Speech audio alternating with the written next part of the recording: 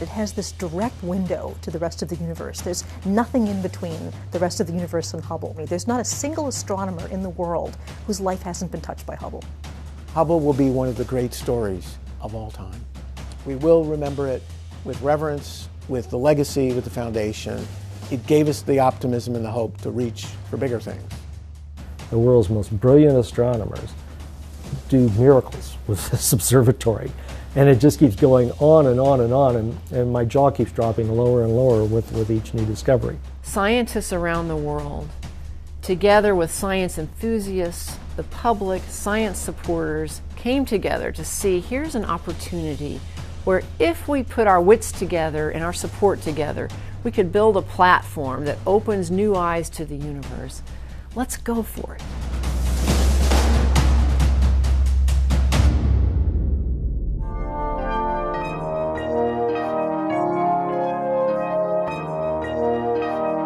Earthbound telescopes from Galileo's simple instrument to modern mountaintop observatories are all hampered by the Earth's turbulent atmosphere.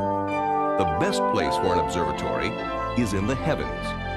Now the Space Shuttle, created by NASA, America's space agency, has the ability to put one there. The periodic revisit of the shuttle will allow for the replacement of components and routine maintenance. This ability to service the telescope through human care will extend its lifespan up to 20 years. Telescopes on brief rocket flights have brought us hints of entities we never knew existed. And balloon flights have lifted telescopes 8 miles into the air to take some of the clearest photographs of the sun ever obtained. Another group of astronomers told a recent meeting of the American Rocket Society in San Diego, California, that they are designing a satellite that will carry a bank of telescopes into an orbit 500 miles or 800 kilometers high. By thus sending a telescope up above the Earth's atmosphere, they hope to pierce a blanketing ocean of air that has, for the most part, obscured man's detailed view of the universe.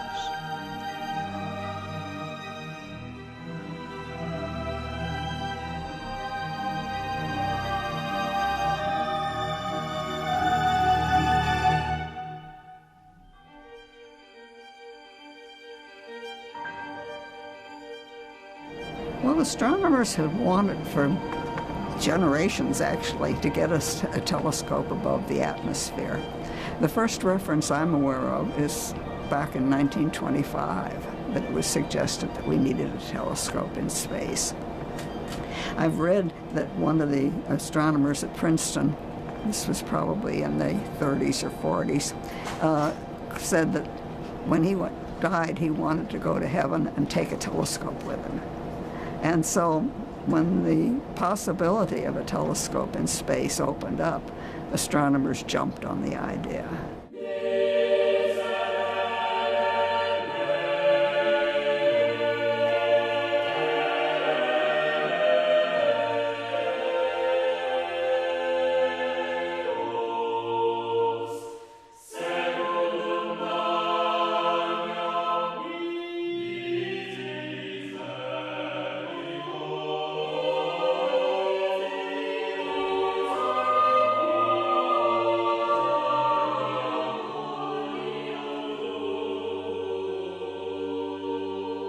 I certainly remember the very first time I went into the enormous clean room where Hubble was being built. I mean, it's 90 feet tall and 120 feet long, and hyper clean air. And the telescope just, I mean, it just looked like something Tiffany's had built. We're going to look for the label somewhere that said telescope by Tiffany's. Just glistening silver, fabulous, gorgeous piece of work, huge. So that's one real favorite memory. First sights always leave a deeper impression. It was mind-boggling. I envisioned Hubble being big. I did not envision Hubble being huge. And Hubble was huge. Since I had already flown a shuttle mission, I knew how big the shuttle was, and I knew how big the shuttle's payload bay was. Hubble was too big. And the first impression was, how the hell are they going to fit that in the payload bay? That is a monstrous payload. What was happening in the context of science here We were building an Earth observing system to study our planet, very evocative, ozone holes being measured, studying the sun. We had had a couple of missions to Mars that showed us it's not the way we thought it was. Tough. Soviets had landed probes on Venus for about an hour, pretty hellish. We had the Voyagers going out of the solar system, and that's it. That was our view. A few little points of light flying around, but they were narrow. Hubble was focused on the big picture. And the big picture is always fun. It has something for everyone. Some people call these great missions of exploration, they're kind of like the cathedrals of the 21st century. And in the Renaissance, people built cathedrals. They were multi-generational. They were great architectural renderings that reached to the heavens. Now we go to the heavens and we follow the light. I remember sitting around the dinner table the night before, and we had talked off and on about what was gonna be the significance of Hubble. Talking about what we thought Hubble's legacy was gonna be and stuff. I mean, things you can't imagine. None of us could definitively say what we thought it was going to be, but all of us agreed Hubble was going to be something absolutely spectacular that was going to revolutionize the worlds of astronomy and astrophysics. We just didn't know how. And I think we underestimated the scientific and technological significance of Hubble because it has dwarfed what any of us imagined it would ever do. Sound suppression water system has started. T-minus 13 seconds. T-minus 10, go for main engine start.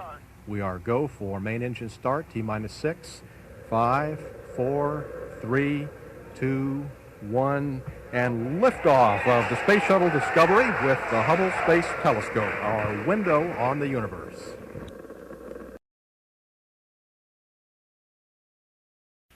Discovery Houston, just wanted to let you know that the ground is currently configured for HST main bus activation. So we're ready when you are.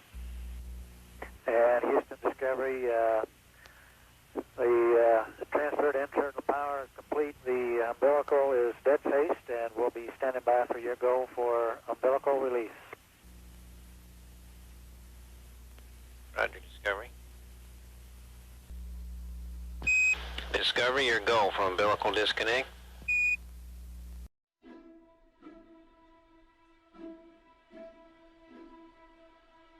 The Hubble deploy day did not go well. You know, in the end, we successfully deployed Hubble, and Hubble went on to greater things. Deploy day was long and arduous and nothing at all the way it was planned. From the moment Steve Hawley attached the RMS, mechanical arm, things went wrong. Steve was supposed to be able to just pull out on the translational hand controller and have the arm lift Hubble straight out of the payload bay. That's not what happened. I mean, Hubble's 25,000 pounds of mass. Granted, it's weightless in space, but it's still a 25,000 pound mass. And as he began to lift, it began to twist and turn, and we saw it immediately. And so I said, Steve, stop, something's not right. And so that necessitated Steve now going to a downgraded mode, which was moving joint by joint. So for the next couple of hours, Steve Hawley literally had to lift a little bit, readjust a joint, get it straight again, lift a little bit, readjust a joint, or roll it, or do whatever was necessary to keep it as much in its orientation as it was in the bay as possible. But that took hours instead of minutes, the way it was supposed to work. The thing about Hubble was, we launched it cradle in the payload bay with electrical power umbilicals attached to the back. And once you pulled the plug on that umbilical, Hubble was on its batteries.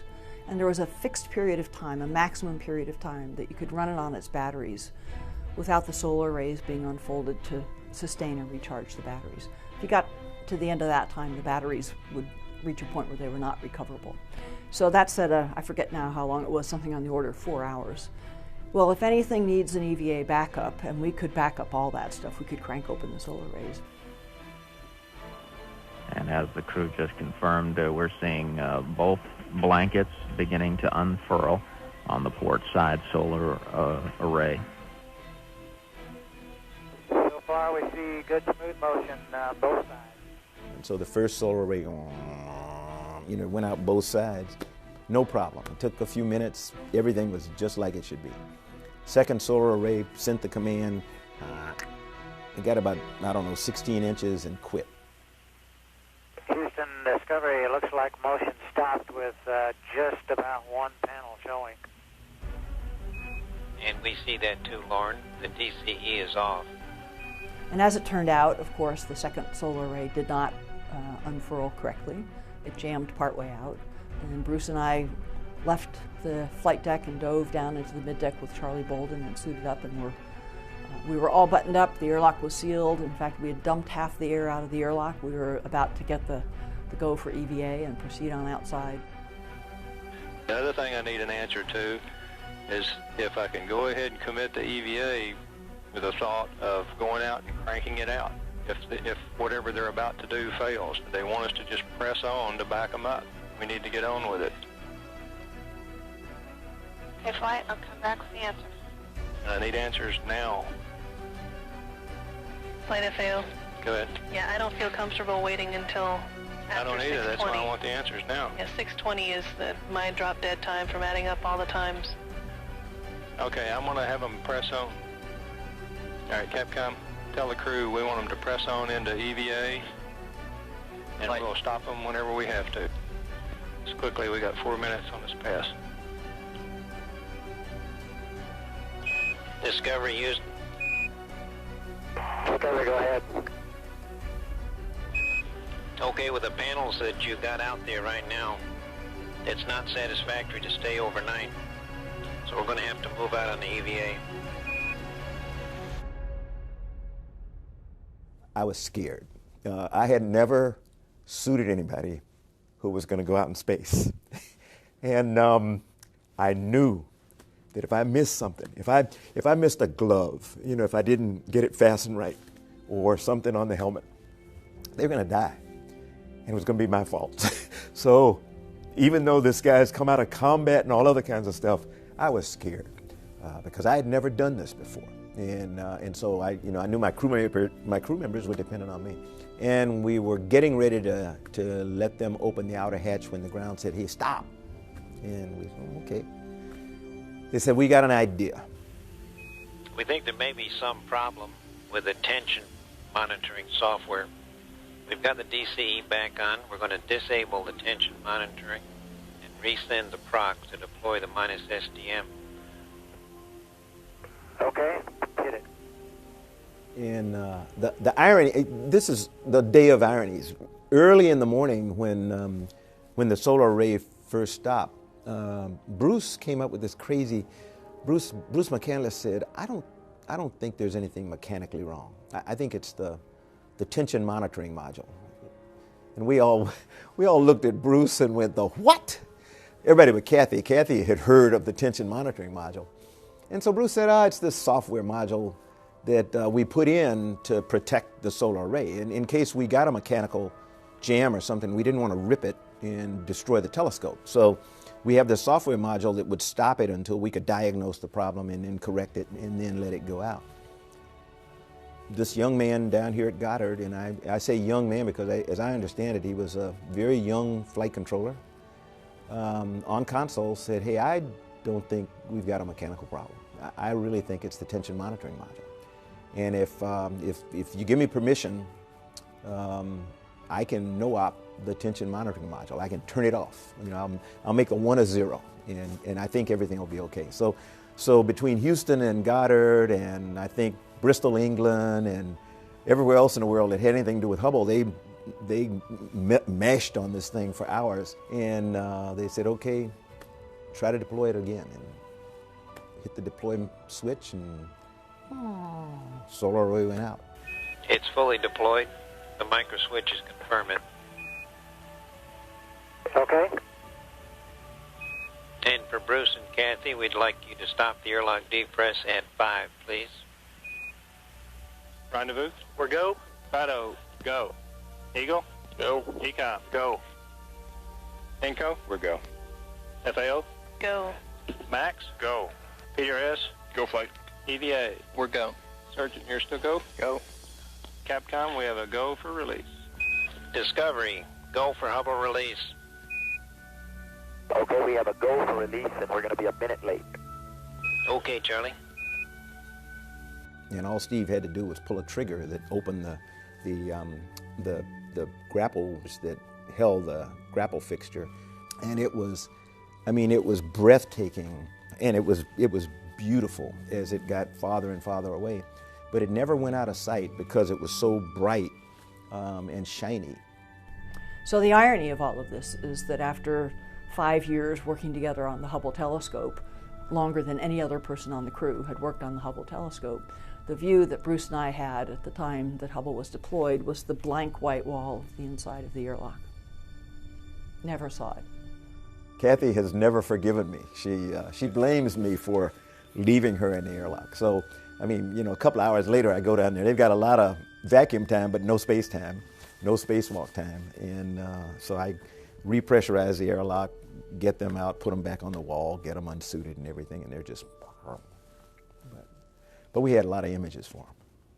Engineering things that have never been done sometimes have issues. Designing the preeminent viewpoint of the heavens, the Hubble Space Telescope, was not without, you know, sort of new inventions that were never done before. The first images from Hubble were frankly a little disappointing. They were not as sharp and crisp as we had hoped.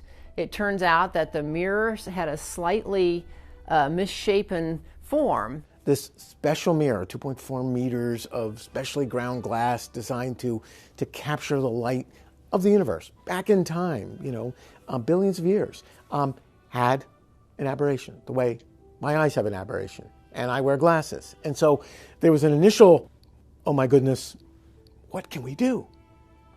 This icon of exploration that took 50 years to think about to fly has a problem.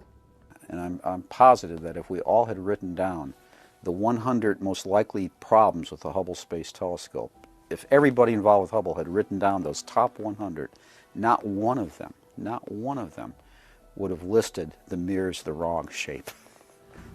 We feel that we can characterize the problem, the spherical aberration problem, well enough that we can take advantage of an insurance policy that we haven't talked much about.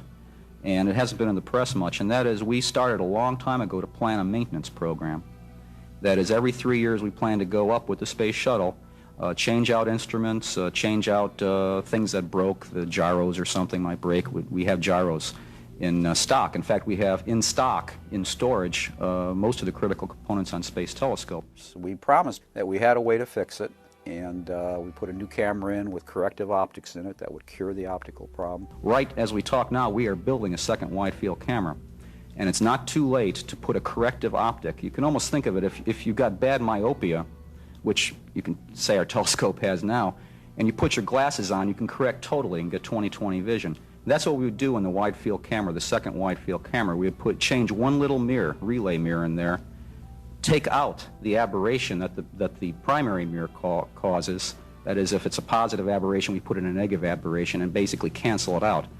We feel the analysis is only preliminary, but we're pretty optimistic that we can take out all the aberration with the second wide field camera and get us back to the original specification. Nobody believed us, but we promised that we'd do it, and would do it by December '93. Let me conclude by saying HST was and is a difficult challenge for a tremendous payoff. Hubble became, it was in the press all the time with the problems. It was a billion-dollar mistake. People in the press called it a technological disaster, a national disgrace. Late-night comedy hosts were making jokes about Hubble. Well, have you been reading about the problems of the Hubble telescope? The Hubble Space Telescope? The Hubble telescope? The Hubble telescope. The Hubble telescope. Well, see, since there's no longer a Soviet threat, a lot of people feel we don't need the Star Wars defense system anymore. Hey, I think we should keep it, you know, if only to shoot down that Hubble spacecraft and put this thing out of its misery. Huh? Yeah. Oh, that's what I say.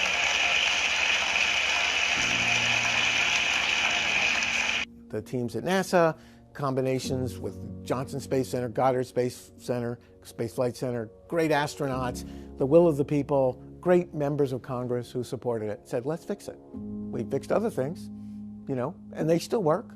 Old cars still run. Let's make Hubble the better version. We were all disappointed, but all hopeful that something might be done to save this spectacular space observatory. And in fact, something was done. We had already planned to be doing servicing missions on Hubble over the years, and so the first servicing mission to send astronauts back to Hubble was designed to repair this problem with Hubble. And this big mirror really was the dominant driver. We worked very, very hard to develop, first of all, how distorted was it? How mispolished was it? And then to find a company in the United States, preferably, that could polish corrective lenses that would take care of the problem. Those two challenges were really immense, and those challenges, when they finally got solved, led to something that was an extremely important payoff to the U.S. and world citizenry. To fly what you test and test what you fly would be easier if the telescope were back on Earth. But landing and relaunching could contaminate the telescope or damage it through vibration. NASA couldn't test the new corrective optics in the actual telescope. So to make sure the optics will work, the team had to determine the condition of Hubble in space and replicate that on the ground. One independent review panel used Hubble images to determine the precise shape of the flawed primary mirror and the prescription to fix it. Another team had to verify that the corrective optics will work. Teams had to test two optical packages, the replacement wide-field planetary camera and the corrective optics for the other instruments, called CoStar. Engineers built several independent analyzers to test that they had replicated what the Hubble telescope does to light. For mechanical testing, engineers built a simulator at Goddard Space Flight Center using the same precision equipment that built Hubble originally. To replicate Hubble during electrical tests of the corrective optics package and the new camera, an electrical test facility was built with the same schematics as the original telescope. Hardware has been thoroughly tested on the ground. The Hubble servicing team is preparing for contingencies. But this mission is a first, so no one can predict everything that could happen. The real test will be in space. 5, 4, 3, 2, 1. And we have liftoff. Liftoff of the Space Shuttle Endeavour on an ambitious mission to service the Hubble Space Telescope.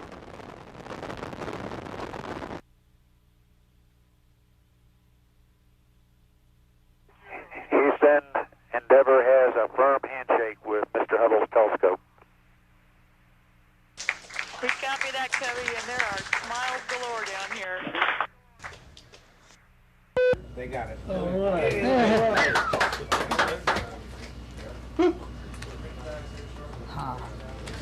Fantastic. I forgot my glove.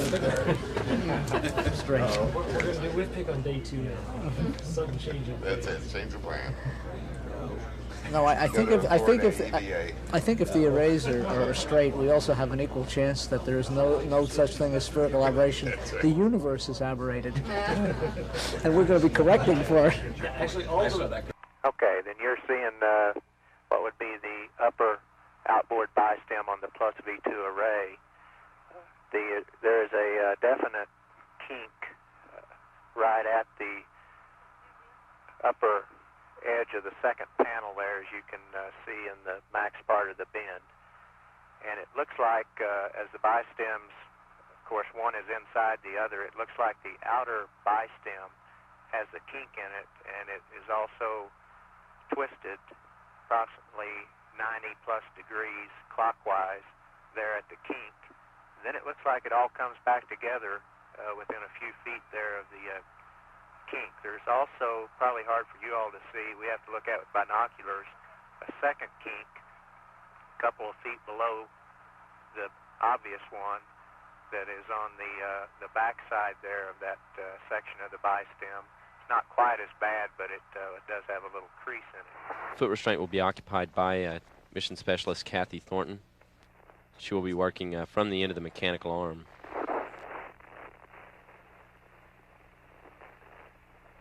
This television shows Thornton at the array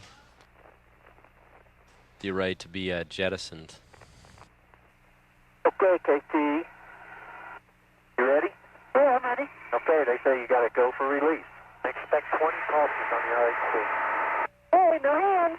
It is going to be 20 pulses on the RHC for a set burn. Okay. Almost like a burner, Tom. Look at it. Look how stable you left that.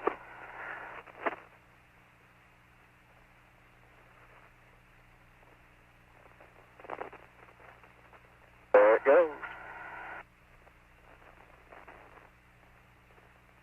Mars is 0. Now you can see It's like a coaster. Look at that. Look at that. I've got several places. We identified the street light in case something like this happened. Or we could go grab blankets and covers. Maybe if we can have another EVA day like we did the first, and it looks like we're halfway there, we'll be well on our way to having a very, very successfully completed mission.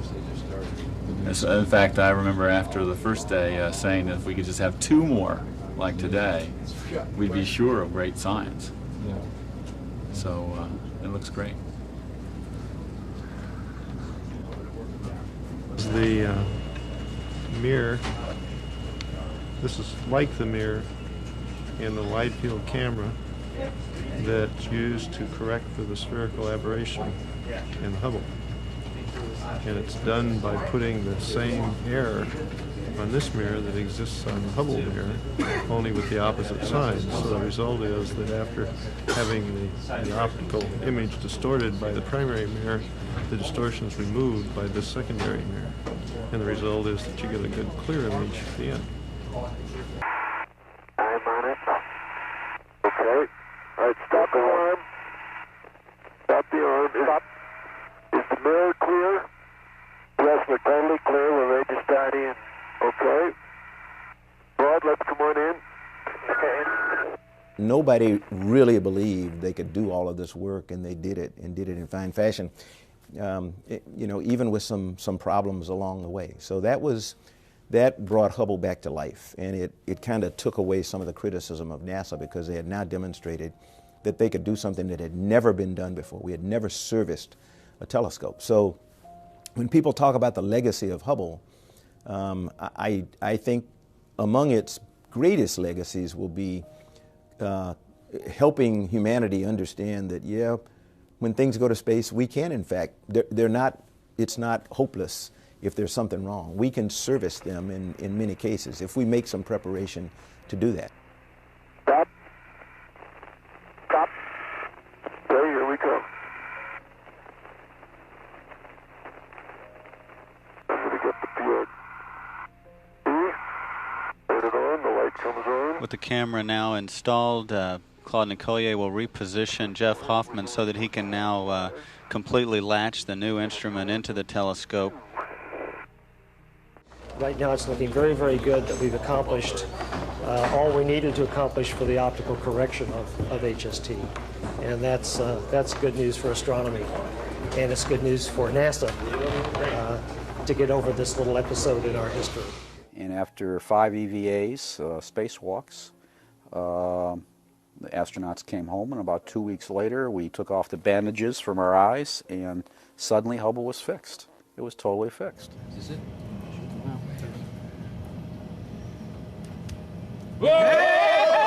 Hey! One right there. Oh! Did it! Wait. Oh, no, go. Yeah, let's get Yeah, bring it up. Yeah, bring it up. Bring it up more. Come on. Oh. Come on. Not bad. That's it. bad. There you go. Well, can we get a sense for which is the brightest pixel? Yeah, just run the cursor around in there. Oh, there. Oh. It's 2 pixels. Whoa. Not bad at all. I chaired the subcommittee that financed the manufacture of the most significant contact lens in American history, the fix on the Hubble Space Telescope, and then bankrolled this extraordinary space HMO that went out and gave Hubble Telescope a new contact lens. And I'm happy to announce today that after its launch now in 1990, some of its earlier disappointments, the trouble with Hubble is over. We have here a picture taken of the image of a star with the new faint object camera. Here we have the picture taken prior to the servicing mission without the co-star.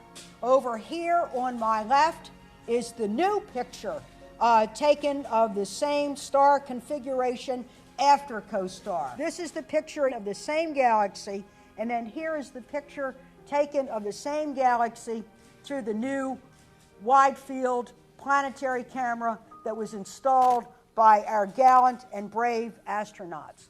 The pictures are remarkable. The science that will come from the pictures are of historical significance. We will now, because of the Hubble fix, be able to do 21st century science that will enable us to look back on the universe. And this is only the beginning. 3, 2, 1.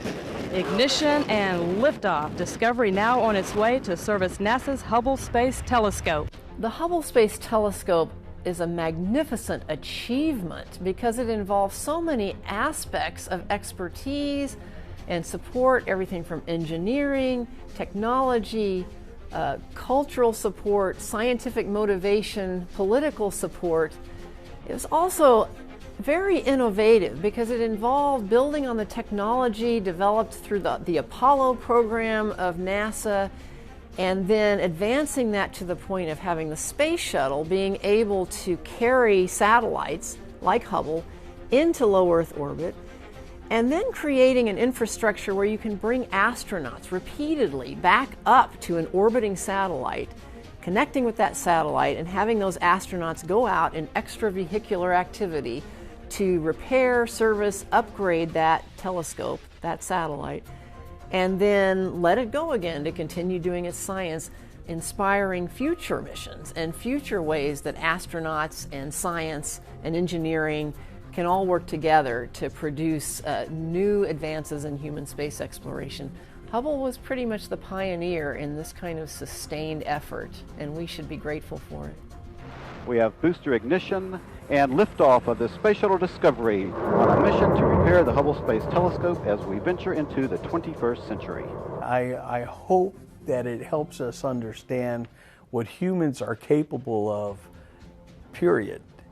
I mean, Hubble represents so many different pieces of this planet working together in harmony. We've got the European Space Agency, NASA, all the universities and science organizations all around this planet that have a vested interest and have reaped the benefit of Hubble. Yeah, I certainly hope it's shown us what we are capable of. Liftoff of Space Shuttle Columbia to broaden our view of the universe through the Hubble Space Telescope. It took about 3 years of training before we were ready to go fly. The Hubble missions are some of the most complicated space missions we've ever attempted, and the repairs were difficult, involved developing new tools and procedures. And so that's why it takes longer for a Hubble Space Telescope mission than it did, say, for a International Space Station assembly mission. Those you could turn around much more quickly.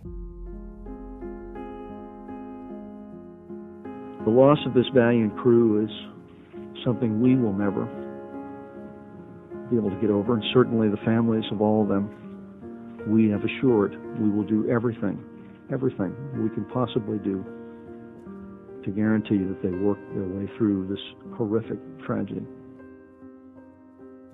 The final Hubble servicing mission that left Hubble as the observatory that it is today almost didn't happen because after Columbia, Sean O'Keefe was the NASA administrator, and he made the decision that Hubble was too risky. I think we all respected the administrator at the time who actually came out in person to tell us. We didn't like what he was telling us, but at least he didn't just send an email. He came out and tried to explain his rationale, which was simply that he thought it was too dangerous for the astronauts since there was no safety net if something went wrong.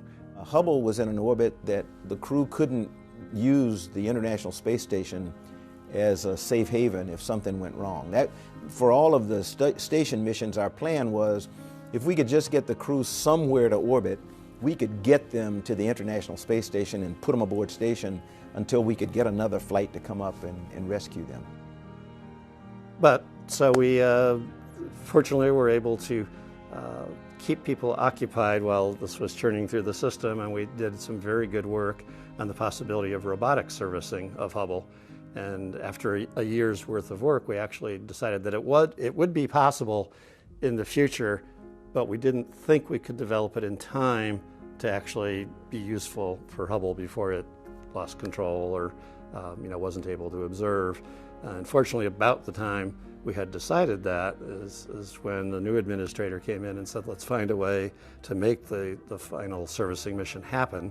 Just under 3 years ago, NASA had to announce a very troubling decision, that decision being to cancel shuttle servicing mission 4 for the Hubble Space Telescope. And today I'm here to announce a much more pleasant decision on behalf of the agency.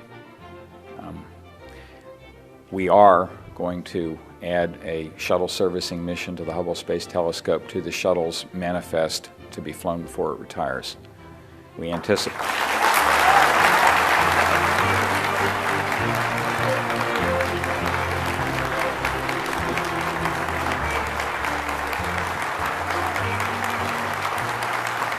The public response was probably as important, if not more so, than the professional astronomical community's response.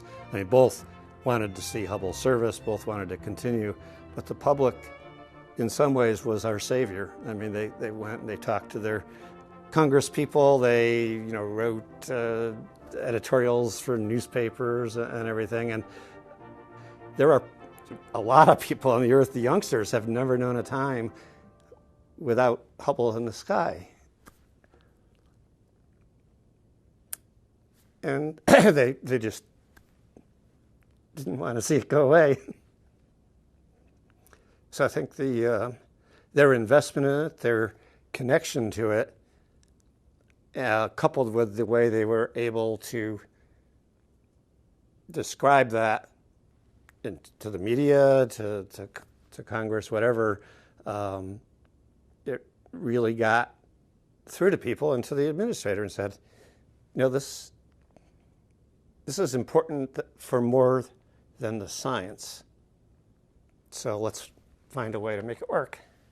And we did.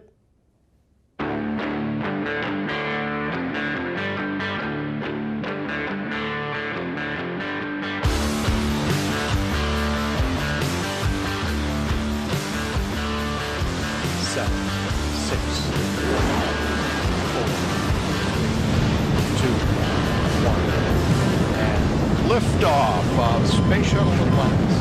Final visit to enhance the vision of Hubble into the deepest grandeur of our universe.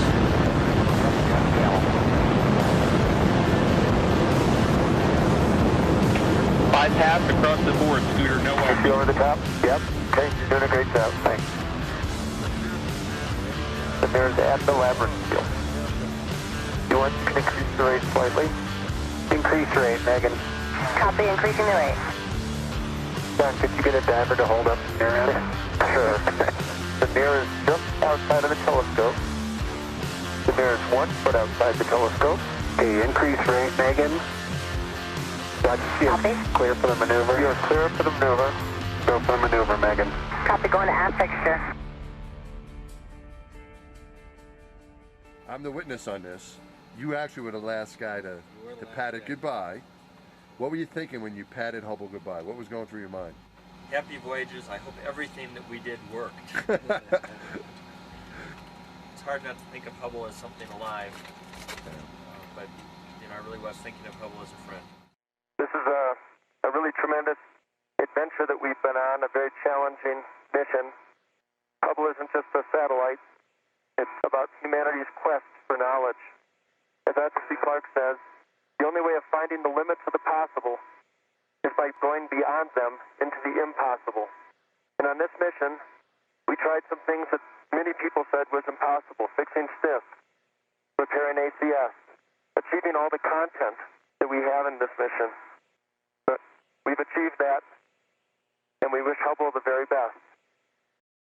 I want to wish Hubble its own set of adventures, and with the new instruments we've installed, that it may unlock further mysteries of the universe.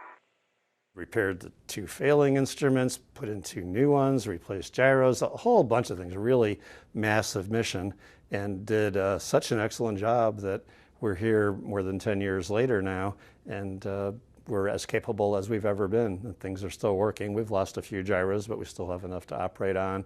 All 4 of the instruments that were alive after the servicing mission are still going strong. We are supremely grateful for getting that last servicing mission in, because we would not still be operating at this point if we hadn't done that. That allowed us to get the telescope in a configuration for maximum following lifetime. It's about newness. It's about challenge. It's about going out there in the forefront of technology and breaking through. And Hubble represents that to the greatest degree that I can think of, because it allows us to do it in a big way and in a small way. It allows us to do it in detectors. It allows us to do it in computer technology, in optical fabrication, and optical polishing. But it also gives us this big picture. It also gives us this great challenge of making things better.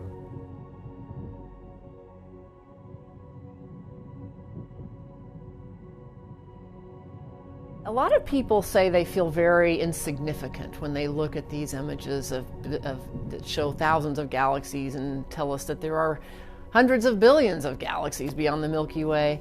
And that's a certain understandable response. But I also feel a sense of gratitude and even significance myself. Now, these are philosophical issues, not science issues, right? But I feel a sense of significance that we as humans have developed or been granted the ability to develop instruments that enable us to see far beyond what the human eye alone could ever see, and to think about what it means, to think about how we on this planet relate to star systems far beyond our own. I think that's wonderful. It should make us all feel a sense of gratitude and humility, and also connectedness. You know, we're on different sides of a planet, but we're all connected as human beings on planet Earth as part of this magnificent universe. I think it should and does have a unifying effect for humanity, and I'm grateful for that. Imagination is great, but execution is everything. So, okay, we can imagine being able to see the cosmos, and that's great. And great astronomers, great thinkers, wrote the governing equations, they imagined it. But what did it take to be able to do it in a way that responds to what we learn in a way that allows us to go beyond just the framing questions, you know? And so the Hubble Space Telescope is the consummation of a masterpiece of engineering, because many of the things Hubble did and continues to do were miracles of engineering that did not exist before. Hubble expanded our horizons of thinking with an engineering solution to something that changed the way we viewed space. Space all of a sudden was beautiful. It wasn't just equations that say, well, there's something, event horizon like a black hole. Look at Hawking's work, and, you know, and Einstein's, and, you know, others. It's more than that. It's beautiful, it's elegant, it's populated. It's not just light from stars. It's connecting glue. It's the, you know, it's grand challenges. It connects other galaxies to suns, to planetary systems that we can indirectly sense. All that took a space telescope to do, and it had to be a good one. Hubble discovered things that are now fundamental in the astrophysics of our universe. Oh my God. But the millions of engineering solutions that let it work, it's, you know, they're beyond words. They're magic. I think that's why it was so transformative in space science. It brought space science to the people because it talked about all space. And it stared at key places in all space to tell us what could be. And that is brilliant. You know, space is a tapestry. It's a mosaicism of stuff. Some wish we can't see. Hubble saw a lot of it and showed us how to look at it differently. And that, I think, is its legacy. Humans are very good at kind of putting our hearts and souls into things that are made of just metal and wiring. I mean, think about perhaps the connection you might have to your car. You know, your car is something that is used by you every day, is touched by you. It may have a personality to you. It may feel very secure, or it may be very contentious. It's always breaking down. It's natural for us to sort of put ourselves out into the world in things that might not really be conscious, that are just machines. And when you hear the Hubble Space Telescope, you think of something, well, okay, it's a telescope. It's a big metal tube. We launched it up into space. It's very far away. They're seeing things that are very esoteric that I wouldn't understand. The thing I would ask you to do is just take a little time and look at some of these pictures, because if the artistic merit of what a giant cloud forming hundreds of stars looks like, even if you don't really understand what that is, start by just looking at these beautiful pictures and then start reading. We go through a lot of trouble. Our wonderful science writers are trying to describe what you're really seeing, the drama of it, the scale of it, and also the connection. You know, you're looking at a place where our sun, our solar system, and your body literally come from these places that Hubble's taking a picture of, these giant clouds, making every chemical element that there is in the universe. You are part of this story. And I know that can seem hard. Scientists can seem like very distant people, very different from the rest of the world, and we're completely not. You know, scientists are you. Scientists are your neighbors and your friends. And if you've ever asked a question, you know, or if you've ever looked up into the night sky with wonder, you know, you're one of us. You know, you get to be included along with the scientists. Hubble is to us a piece of machinery that we have put our hopes and our dreams and our PhD dissertations and our arguments and our frustrations into. And 30 years on, you know, this one metal cylinder up in space carries the souls of tens of thousands of people. And, you know, that's something that it's a wonderful part of being human. What we touch begins to carry part of our humanity with it.